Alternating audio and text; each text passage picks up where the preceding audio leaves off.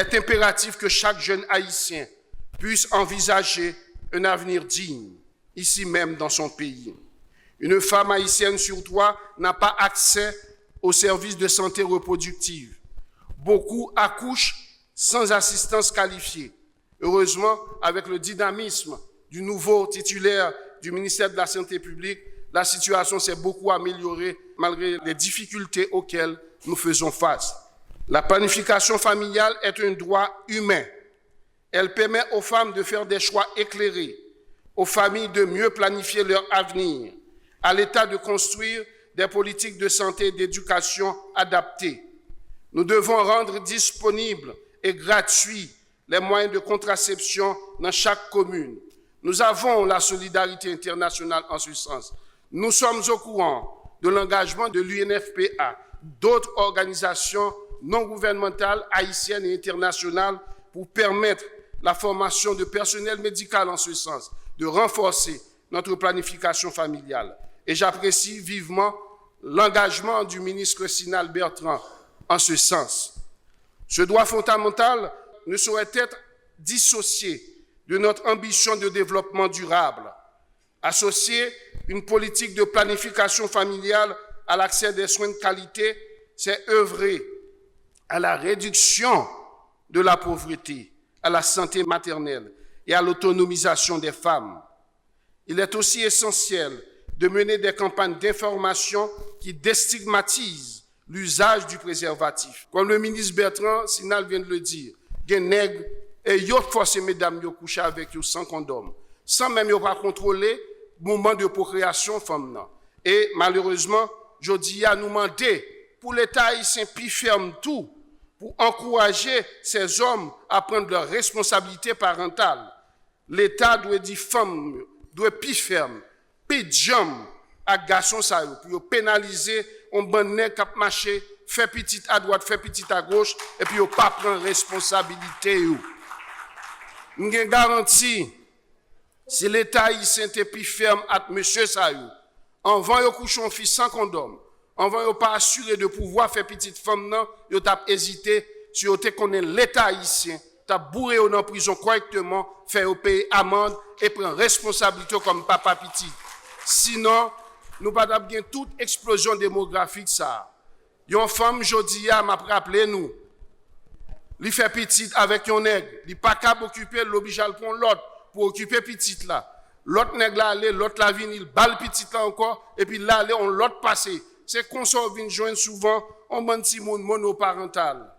C'est parce que nous-mêmes jeunes garçons jeunes dans le pays ça. Pas même jeunes garçons. Nous grand monde tant comme tout là-dedans. Yo fait petite là. Yo fin prend ça pour yo prend, yo pas fait rien pour mesdames yo. Et bien c'est qu'on sent pile maman a lever on pile petite sans papa. En plus de ça, il y a le problème d'investir dans cette jeunesse. Près d'un jeune sur 2 en Haïti est sans emploi, ni en formation.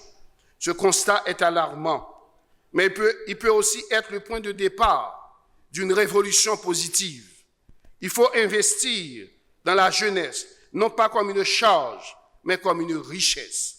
Créer des programmes massifs, je le répète encore, de formation professionnelle, faciliter l'accès au financement pour les jeunes entrepreneurs, encourager les initiatives culturelles et sportives, offrir un accompagnement psychosocial face aux nombreux traumatismes vécus.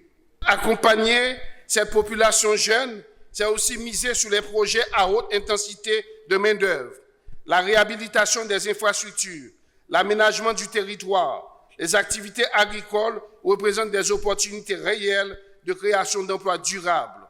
Pas quitter pour ces violences, pour jeunes à l'obliger embaucher dans gang, qui doit être l'alternative.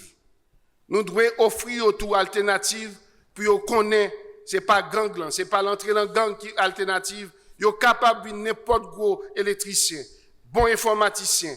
Côté l'État doit avancer avec eux pour croire dans l'État. Nous devons surtout rétablir la confiance entre la jeunesse et l'État, entre la jeunesse et son pays. Dans une société juste, il faut aussi voir le côté où cette population est obligée quand même, c'est la loi de la nature de vieillir. Et dans une société juste, la place des aînés est une priorité. Le vieillissement de la population est inévitable. Il peut aussi devenir une opportunité. Les personnes âgées sont des réservoirs de mémoire, des piliers de la cohésion familiale. Pourtant, beaucoup vivent dans la précarité et l'oubli. Il est temps de développer des structures d'accueil décentes, de renforcer les soins gériatriques et de bâtir une politique nationale de vieillissement active. La solidarité entre générations doit redevenir un principe structurant de notre pacte social. Même si, contrairement à d'autres pays, notre population ne vieillit pas tant que ça. Il y a un pays, tant que l'Italie, nous devons compter ça, qui baille presque 500 000 visas à des ressortissants pour venir aider eux, parce qu'ils n'ont pas de bras. Mais nous-mêmes, nous avons un bras, ça. Il ne faut pas venir trop, tant que le docteur Makele le dit, mais en même temps, tout cela, nous devons en faire une richesse. Il n'existe pas de bonne politique sans bonne information. Trop souvent, nous naviguons à vue.